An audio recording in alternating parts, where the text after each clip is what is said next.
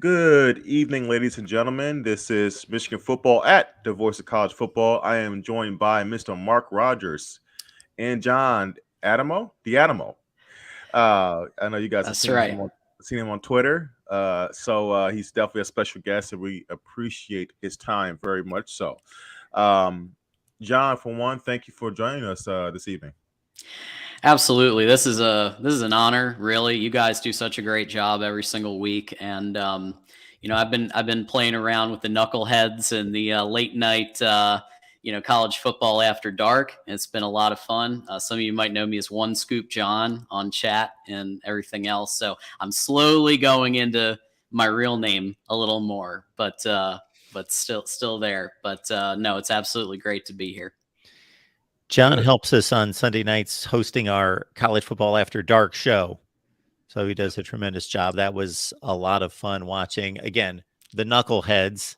So if you hear me call any of these guys knuckleheads, believe me, it's a term of endearment. They're the self-proclaimed knuckleheads of the Voice of College Football. So they slice it up during the regular season on Sunday nights, the College Football After Dark show, and John helps us head that up. Absolutely. Awesome. Well, John, obviously you're a Michigan fan, so got my Woodson on. I'm ready. There we go. I can't. I'm not representing very well, so I'm actually wearing my alma mater. I went to Central Michigan University. Hey. Yeah, but it's a fire up chips. But Michigan's the team I grew up loving, and definitely has my fandom. So I'm always interested when I meet a fellow Michigan Wolverine fan. Really just how did your fandom start? Was it your whole life, family member? How did it start? Well, so I went to University of Michigan back in class of 2014. Okay. So I decided to go there after searching for colleges all over and finding some good communications programs there. They have a really good one. And I just kind of, after that, I fell in love with the kind of the football vibe that's just all over that campus. And it just kind of grew from there. And then I found Mark actually on Steve's Michigan podcast. And so I've been kind of helping Mark a little bit more the last 2 years, since I found him, because I was like, this guy's actually pretty reasonable, maybe Buckeye fan, right? And then I found out, yes, Buckeye fan, but still very like he calls it down the middle. So I've been trying to help out a little. You blew my cover there, John. See, I was going to let everyone know that when Dre asked me how I became a Michigan fan, I just went on for hours and hours and hours. Oh yeah, I was blown away, totally blown away. It's actually funny, I think there's a lot of parallels between me and Mark in terms of how we're perceived by our home fan bases, because we try to, call things as we see it. I think some of our fellow fans, look at it like, oh, you're not supporting the team, or you're being a little too harsh at times, and it's like, no, not necessarily. It's like I love this team, but we love the program. We want them to do better. We want them to succeed and win titles potentially. Right. That's what it's about. It's because I do love them that I give them props, but I also say, hey, we need to improve X, Y, and Z to get to where we want to be. So I always find that funny when Mark talks about, they say, I may be a Buckeye fan, but trust and believe, a lot of Buckeye fans always like the things I have to say, and I can relate to that. I would love to rewind the clock a couple years, because there was hardly anyone that knew I was an Ohio State fan. I was able to carry on these channels, and almost no one knew. And I just let it out there a little bit too much, and now it's just out there, because for the longest time nobody knew. I would see people asking each other in the chat, who does Mark root for? Who does Mark? And they couldn't figure it out. I had Ohio State out there, fans. Mark. It's okay. Well, I know it's okay. I had Ohio State fans constantly thinking that I hated Ohio State. And that always was my best pat on the back. I still see that from time to time. Like they say you're an Ohio State hater. So like, hey, that's when you're doing a good job, when both sides are like, Hey, Hey, Mr. Wolverine, the great Steve Dace even gets that. Steve on his channel. I see people. Oh well, going at Steve all the goes time. hard. Steve Yeah. goes hard. Yeah. But so it's funny. It's part of the territory. People. We enjoy it. We welcome everyone's participation and absolute viewership. But people hear what they want to hear at times, and that's the beauty of this, right? We get to talk and share our thoughts, and then give our own opinions based on those thoughts. But John, I gotta ask you, man. One of the things that really the main thing I've been bothered about the last couple of years, it can't be on the field. It's not on the field. I can't be dissatisfied with 2 straight Big Ten titles, 2 straight wins over Ohio State, 2 straight trips to the CFP. But this merry-go-round off season with the head coach, and it looks like we're past that, thankfully so. But you never know with Jimmy. But it just how are you viewing it? How did that affect you? Not seeing this 2 years in a row. Well, before I say that, I'm going to go a little into After Dark spiel and make sure everybody stops what they're doing, likes the video, shares it with a friend. Absolutely. And if you want your comment or question posted for the Dre and Mark and myself to answer, please send a super chat. It helps the channel, all of that good stuff. Absolutely. So as far as where my head is at, I mean, this comes with the territory of Jim Harbaugh a little bit. You have to understand something. There are very few coaches at the college level, at this level of football, that almost won a Super Bowl, that won championships, that really were that successful. I think he's stacked. If he was a current NFL head coach, he'd be 3rd in winning percentage in the NFL. So I get the fact that he's going to be mentioned for NFL positions. It's just, that's just part of the territory, I think. It's also helped us a lot too. If you look at some of the hires in the last couple of years, in the beginning, he was pulling a lot from his 49ers crew, and then he starts calling his brother and gets Mike McDonald and Jesse Minner and some of these hires too. So I think it's both.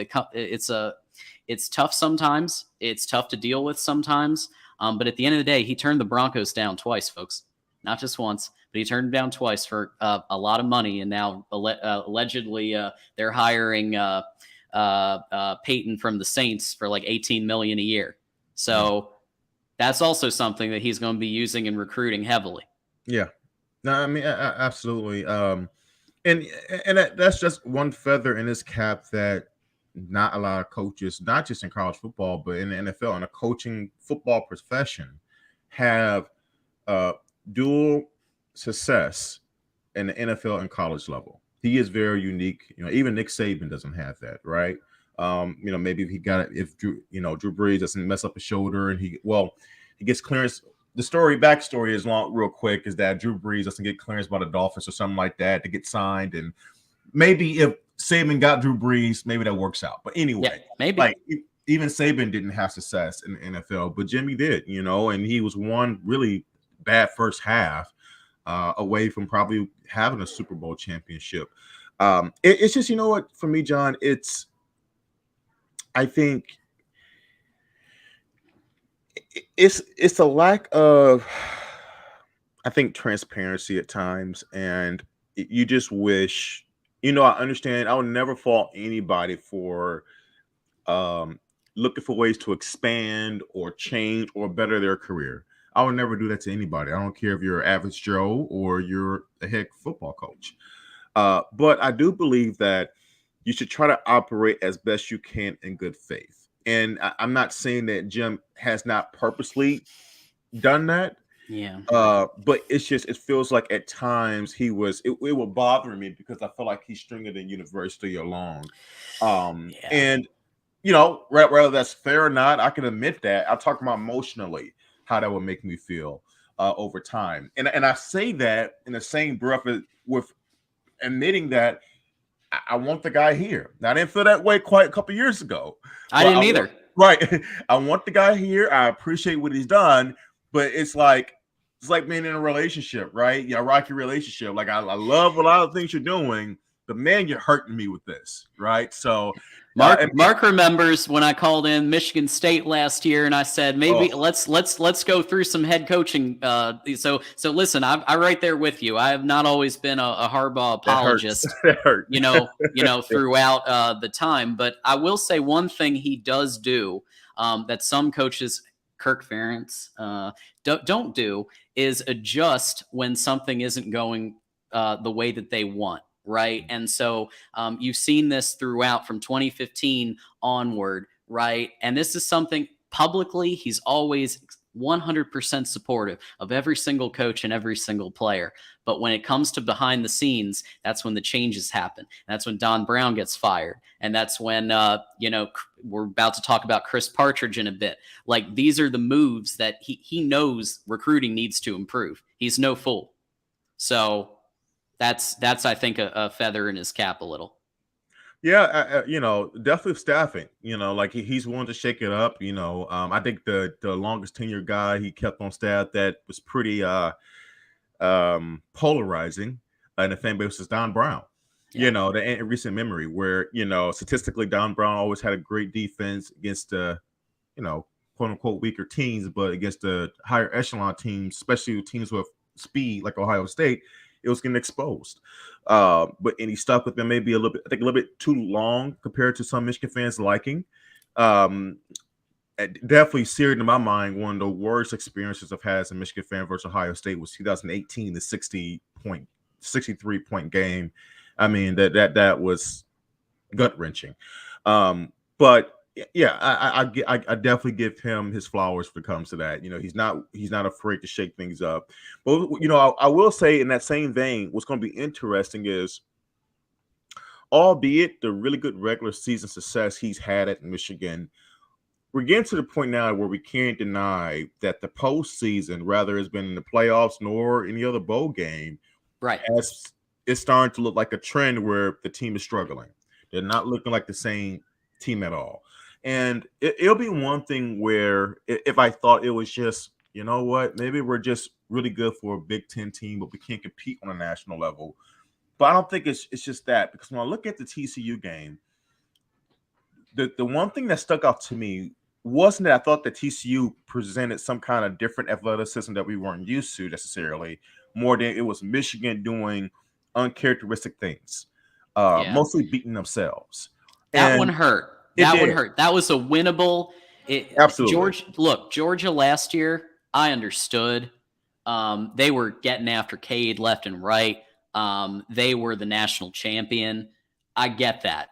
But TCU, that was a very winnable game, and we were shooting ourselves in the foot left and right, throwing picks and calling Philly specials. So I don't that one doesn't blowing coverages. I mean, a couple times Quentin Johnson, no one's checking him. I'm not talking about the drag route he took for a touchdown, which was terrible, pursuit and a terrible play call. But it was one he had down the sideline where it was obviously a miscommunication. And that was just things where you didn't see this team making those mistakes. You didn't see them fumbling on the goal line, right? And I know a lot of Michigan fans at that time, they were harping on the reverse touchdown call with Ronnie Bell. And absolutely, I can agree it was a missed call. But you still have, to me, the best offensive line throughout the entire country. You at the half-yard line. Yep. Ram it in. First and goal. You get that in. That's easy money all day. So, yet you do something catastrophic, right? You fumble, and things continue to fall apart from there. So literally the trouble with the snap guy. Oh my gosh. Like extra painful. Just everything, man. And it's just that's one thing I hope. If Jimmy's done a really good job, like you said, of changing things up. I really hope that this was the year that he takes it a step back and really evaluates our bowl season of preparation. What's going wrong, right? It hasn't been like Michigan has had like these big time opt outs. I can't remember any really big time players opting out in these bowl games in recent memory. Not since like Jabril. Yeah, most of the guys are playing. And Mark, I think the Florida game I Jabril remember probably Karan didn't play. Higdon, Rashawn Gary, maybe somebody else as well. Yeah. Somebody else significant, like a Devin Bush, somebody like that. That sounds right. Yeah, maybe that year is an exception, but for the most part, I feel like we've had our guys, Yep. and it's just not. It's not, something's not coming together, right? One of the most embarrassing losses I think about is South Carolina. I think the Capital No One excuse Bowl. for that one. Yeah, like that was just terrible, and it's like, man, something's wrong, right? No matter how our regular season is going, when we're getting to this, this off time, rather, and my theory is maybe the way they practice. They're such a physical team. Harbaugh likes to dominate the line of scrimmage. He likes to win the mental and physical battle up front. Maybe they need that week to week rhythm, to keep that same mentality. I can't prove this, but I'm like, this is something I hope he tries to figure out. Like, what is it with our guys and our coaching staff? Because there are some coaching gaps as well, play calling wise, getting cute too much. Something's going wrong. Yeah, some type of educational. They kind of treat them as educational trips. It seems like a little bit, especially last year, but I think that continued where I think something turns off after the Big Ten championship game or after the Ohio State game in years where we haven't hit the Big Ten championship. And maybe this is why Partridge is being brought back, because in 2015, obviously we did win the bowl game. Maybe he's trying to replicate, like bring back that magic that we had back then. But yeah, it is now to keep in mind, some of the bowl opponents were the best in the country. Oh, yeah. We have to keep in mind, Florida State was really, really good that year. Dalvin Cook was playing for them, and we lost by 1 point. Right. In 2019, we were playing a team called Alabama, who almost that entire team won the national championship the year after. Right. Georgia won the national championship. So some of the losses I can see as, okay, these are like top 4, top 5 teams in America. Some of them are inexcusable. Like South Carolina should have won that game. I'm sorry. Right, absolutely. Yeah, no, you're right about that. They've had I won't say a tough draw, because you when you have earned the right to play at that level, then you are also part of that level to me. So now look, I'm not saying they were anywhere near Georgia's level the year before. Nobody was on that team's level. That was a historically really good college football team defensively. To me, that team defensively was almost the equivalent in terms of incredible talent across the board as the LSU 2019 team on offense, where actually that team had really good talent on both sides. But I'm just saying, like, you talking about guys like Jamar Chase, Justin Jefferson, Joe Burrow, all time, right. So crazy. We'll see what that Georgia defense is going to be like, years to come. Well, I'm sorry, what those guys are going to be like in the NFL years from now. But still, that was a tough draw. But look, overall, this program is in a great space. And if I would love to know what you think about this. If you'd have told me this 2 years ago that we'll be here, I wouldn't believe it. I agree. It's incredible.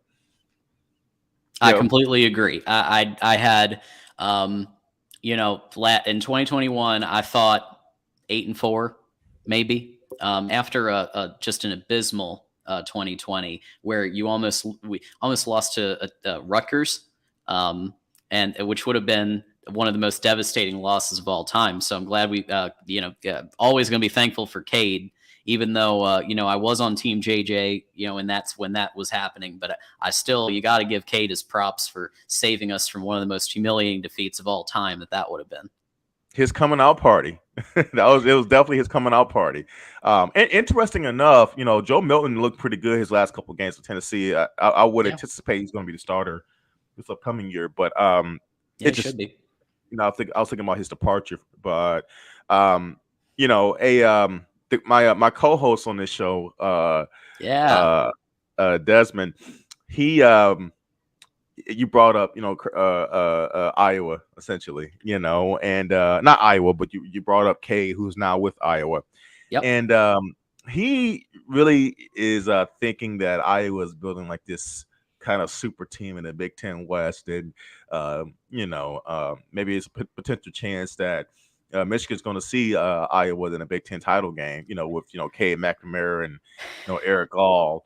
I mean, what do you think? Do you think that Cade's going to elevate that program? Dre, there are so many unknowns with Iowa's offense. Right. Keeping Brian Ferentz as OC, in my opinion, is coaching malpractice. And I was on in chat with everybody at the Iowa show yesterday, and they think they still might go 10 wins.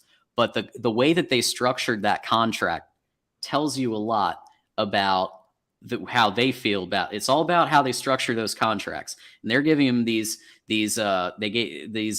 incentives for hitting 25 points, not 25 offensive points, 25 points, which means the defense could score 25 points. His offense doesn't have to score a single point, and he still gets a bonus. That's what we call nepotism, folks. That's what we call nepotism. But Cade is we know he's a good quarterback. He's a good game manager. He can make throws. He's going to have Eric All on one side and Luke Lachey on the other side. So even Brian Ferentz, can he mess that up? Maybe. Maybe. We'll see. But we'll see. No, we'll see. Yeah, absolutely. I think, but before this season, the Cade versus JJ debate was at its peak, right? You had factions. You had Team Cade, Team JJ. Even though I was a believer in JJ McCarthy's potential, I wasn't quite ready to just give him the keys fully with total confidence. I understood making a move, but I thought there was some potential risk with him being so young in terms of having starter experience, right? Sure. And going through those normal ups and downs. Yeah, you said that. Yeah. I remember. Yeah. And it's interesting when you watch the season play out. I think Jim Harbaugh's style of play basically protects his quarterback in a way, because you don't have to do too much, right? And ironically, I thought you saw JJ's youth and potential flaws that can be corrected over time in the playoff game, right? Trying to do too much. And I think vice versa, Cade's biggest strength, and I think it would do him well in a place like Iowa, is that he's going to play his game. He's not going to do too much. He's going to follow the game plan, which could hurt him, like you said, with Brian. But he's not going to turn the ball over, and he's going to make the timely throws. And I think Michigan fans, I think there's a chance that we're going to watch Iowa from afar and have a little bit more appreciation for Cade, because I think that he will be successful there. And I think based on how the West is, you're going to see Iowa with really good, competent quarterback play with Cade be a successful team in that division. So that's the way I see it, So coaching can obviously have a great impact on player performance, and should, in a positive way. Iowa might be better suited sending any one of the three of us to Iowa City to coach the offense. Now, I say this from this standpoint, because they have a known commodity at quarterback now. They have upgraded significantly, even though he's not a great quarterback. He's not dynamic. He knows what he's doing. So basically, they could just hands off, just leave him alone, call the plays for him. Let's not even try to coach him, and just allow what he's already learned, his development as it stands right now. He's a veteran. He knows how to lead a team, knows how to lead a team in the locker room. His mechanics are good. Just leave him alone. Exactly. Like Mike, listen, I mean, that's, I think, part of it, like for a 1 year, one-off situation where we know the limits of Brian Ferentz's offense. I'm half joking, because that's a disservice to Cade McNamara. I get it. He should continue to be coached. He's not he's not Tom Brady. He still needs more coaching, but just based on the way they've run their offense and the combination of the lack of player development and the horrible offensive system and the results, they've run into the perfect fit for if they don't screw it up and just leave them alone. We're talking about, essentially how coaching can both elevate you and also deflate your game, your impact offensively. For me, John, when I think about JJ and Cade, and the reason why, I know we're past that and Cade's moved on, but I think one of the things that really was a problem for me throughout most of the year, really towards at the end of the year where it started to change, was that I didn't see the offense really any differently. Yeah. Right. Now you saw JJ at times, extended plays with his legs, but you didn't really see this new dynamic, right? Man, let me tell you something. And I'm gonna get really hype about this. All right. The biggest thing I need JJ to work on, for God's sakes, pull the football. He refuses either from advice in a quarterback's room Monday through Friday to do it. He's been told that, or he's not having the right reads in game. He's not utilizing half of the RPO offense. Like being a true threat with your legs, making the defense respect that. I mean, that's part of the reason why people wanted him to replace Cade, because Cade didn't offer that kind of thing, that kind of element to his game. And I think. And what happens when they did? Remember the few times when he did pull it? Explosive.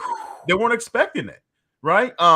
Because at that point they're just crashing. The DN or whoever's on the outside was just crashing hard to whatever running back that was taking the handoff, and JJ with his legs was out of there.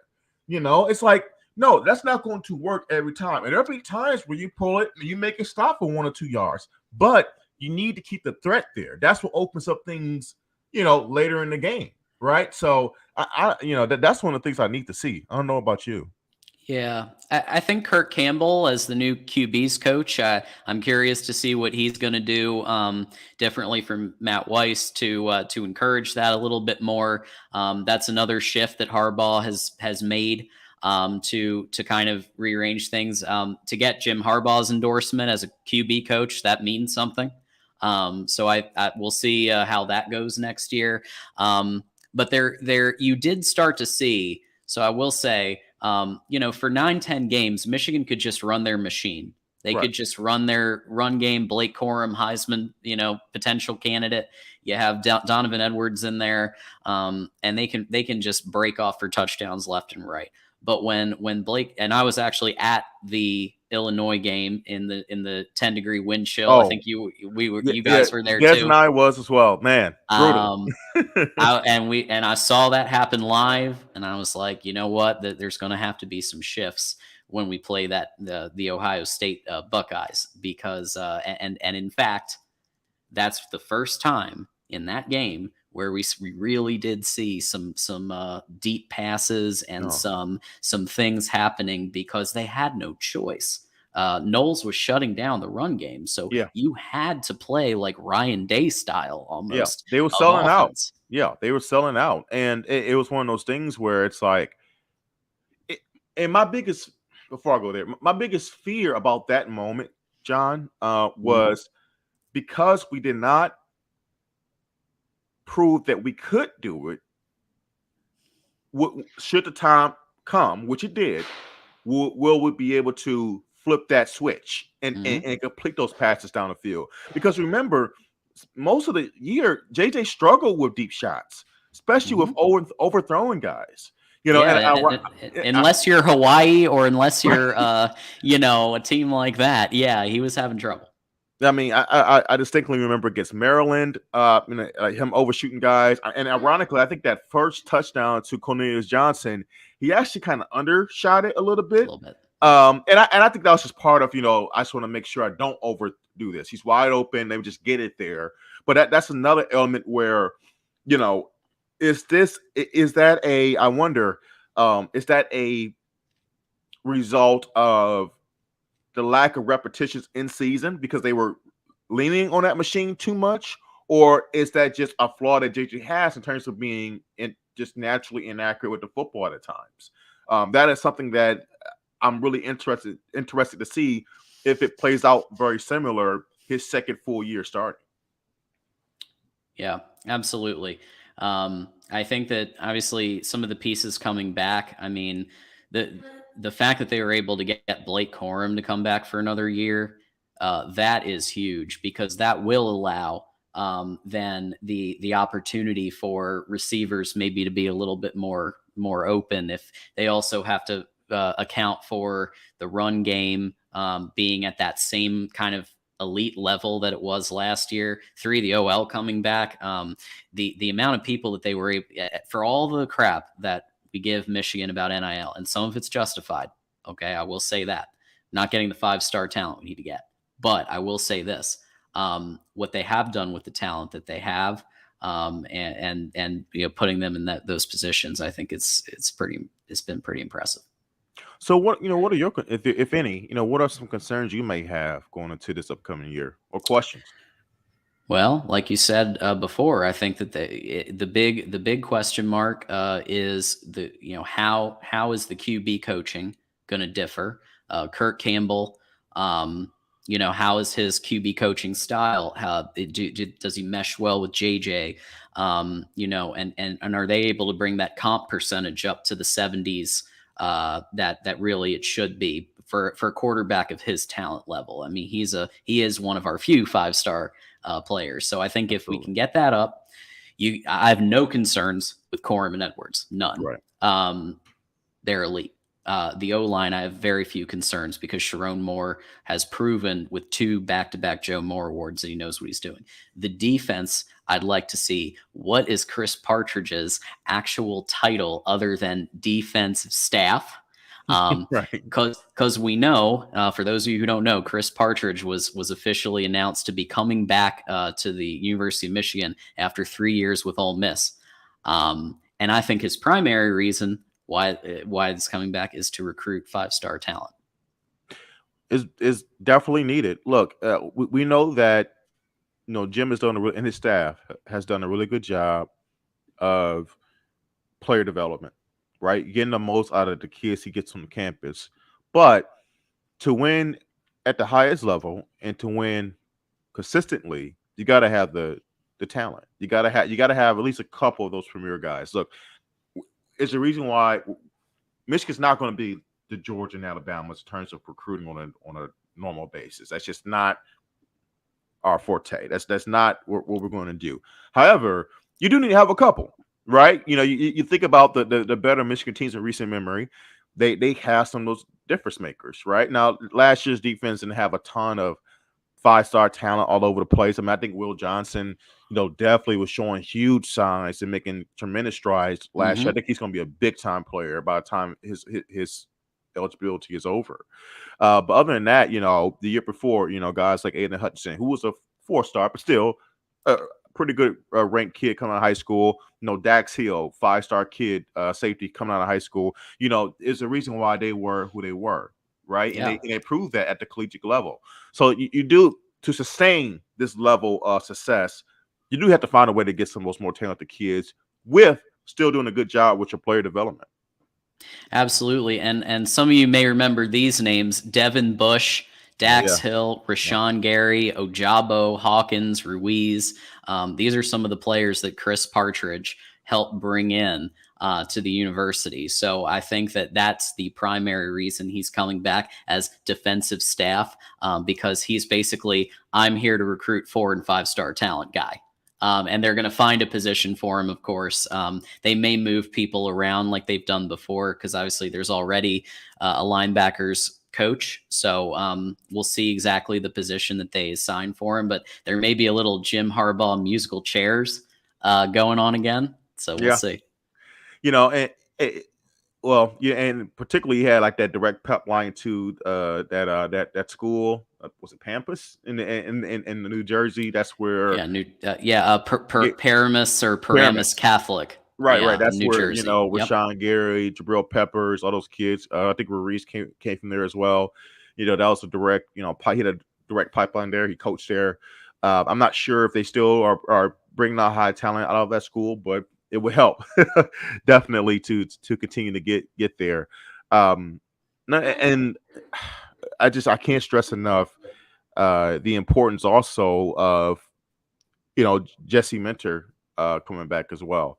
It was heartbreaking for a brief moment when we got seemingly a really good upper rising young defensive coordinator Mike McDonald, and he went right back to NFL. It was like, oh Yep. gosh, But then they get Jesse, who was and the they get other Jesse. potential pick.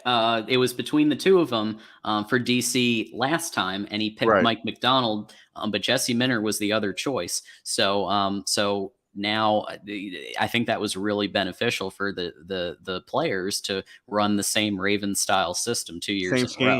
scheme. Same Yeah. scheme. Yeah. Honestly, I think Jesse Minter was better than Mike McDonald in this regard. Outside of TCU, Mhm.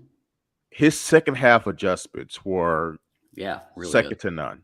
Mhm. Second to none. If there was anything that an opponent did well versus the Michigan defense, they figured it out, they nipped it in the bud, and they shut it down the second half. And it was incredible how much of a Jekyll and Hyde in terms of first half or second half that Michigan team was. Um, and Jesse Minter and his staff on the defensive side was a huge part of that. Yeah, well, and keep in mind, 2021, Mike McDonald had to paper over some issues with players like Aiden Hutchinson and Ojabo being on either side of your edge rush. He relied on a few star players, whereas I think that Jesse Minter created a more Committee. systematic committee-like approach. You had Morris, you had Michael Barrett, you had obviously late in the season Will Johnson started breaking Mason off. Graham. Mason Graham, Iabioki had some pretty cool edge rushing plays there. So you look at the stat line, and I was on a show this past season, and we've literally every week reviewed the stats and stuff, and it was very committee like, and just it seemed more systematic than McDonald for sure. Yeah. Now that's something I'm interested. If would he be able to replicate that same success with this year's group? One of the biggest surprises to me was the departure of Anoma, Iwabi Anoma.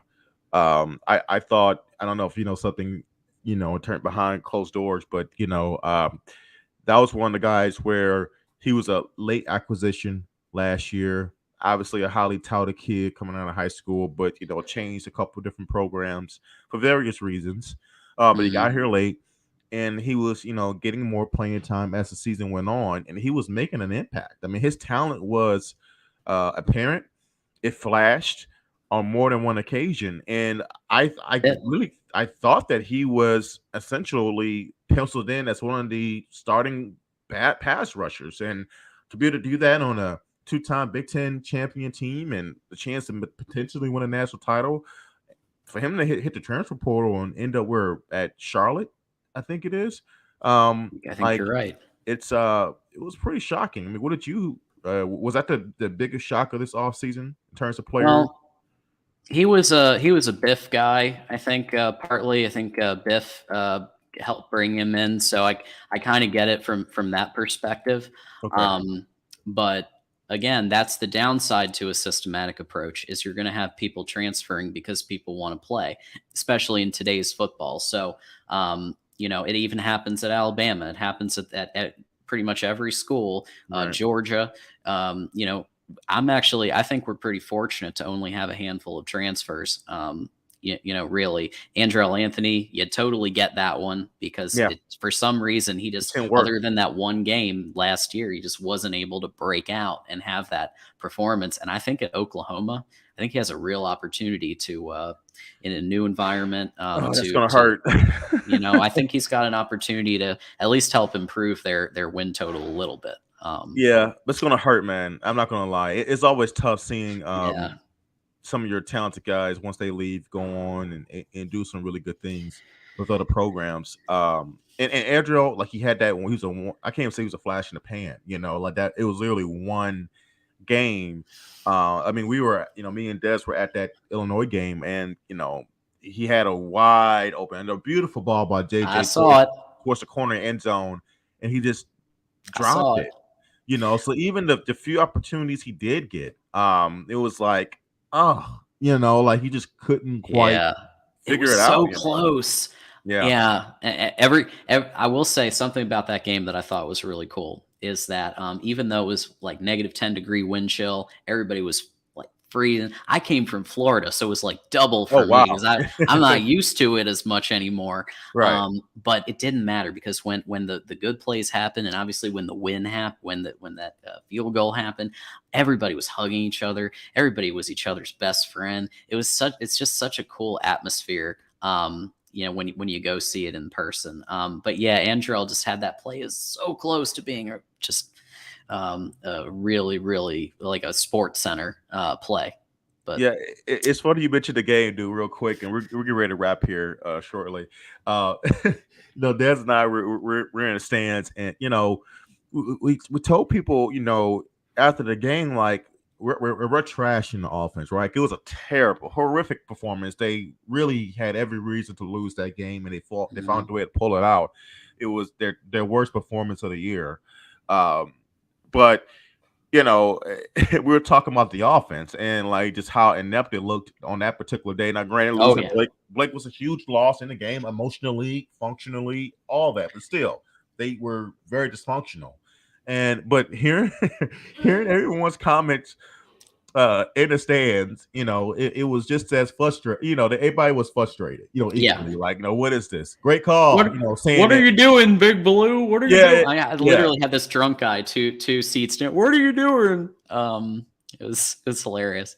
Yeah, but yeah, I get it. It's tough, and I'm just I'm glad they were able, obviously, to pull it together. With the Ohio State game, part of it was Ohio State's fault, a little bit, but because they just went so hard against the run that they just left our wide receivers with so much space to catch the ball. So what are we going to need to do to really hit that, win a playoff game, win a national title level, which is, I think, why Blake Corum came back. He wants to win a title. He's not satisfied with just getting to the playoffs. He wants to win a title before he goes to the NFL. That's the last thing. I mean, that's the last level to reach. That will be the ultimate. That's it. I mean, that's for all the marbles. How do they find a way to get to that level? And it's going to be interesting because, I don't know if last year is a precursor to how future years are going to go for college football, but I think you saw a little bit more parity with the top level teams, probably a little bit more than you have in the past. You didn't quite see anybody separate themselves as, okay, that's different. Now, I know some people will say what Georgia did to TCU was like, okay, Georgia was clearly way better than everyone. Sure. I'm not so sure. I still believe that Michigan, we saw what Ohio State was able to do against Georgia. I still believe Michigan would have had put up a much better game. And if Michigan plays their A game, maybe they have a chance to win. I still believe that. Yeah. That set of games was so hard for the fans of the transitive property. You win this game, well, then, okay, you actually, beat this other school by transitive property. And it was really hard to do that with those couple of the games because Michigan beats Ohio State in Columbus. Then Ohio State gets within 1 point of Georgia in the playoffs. And, somewhat, I mean, some would argue should have won the game. I was almost sick if Ohio State won that. If Ohio State pulled off won a national title, I would have been sick to my stomach. Yeah, it would have. it was real close to being an Ohio State Michigan final because Michigan doesn't shoot themselves in the foot 300 times. If Ohio State pulls off that field goal at the end of the game at midnight, then you're looking at a Michigan Ohio State national title rematch. Would have been cool, but you never know. You never know what the future holds. But John, before we wrap, remind everyone where they can find you. Real quickly. Yeah, absolutely. So I'm on Twitter at John Diadamo. You can find me on a lot of different shows. I usually help out sometimes with Golden Blue Dude, and of course I moderate when we're in season. I do College Football After Dark. We'll probably be doing a show here in the near future for signing day, but I moderate that panel discussion. So definitely check me out. I'm around. Great, John. Well, once again, thank you for joining us, Likewise. and everyone else as well. Please hit the like button on your way out, and go blue. And we'll talk to you guys soon. Go blue. Please.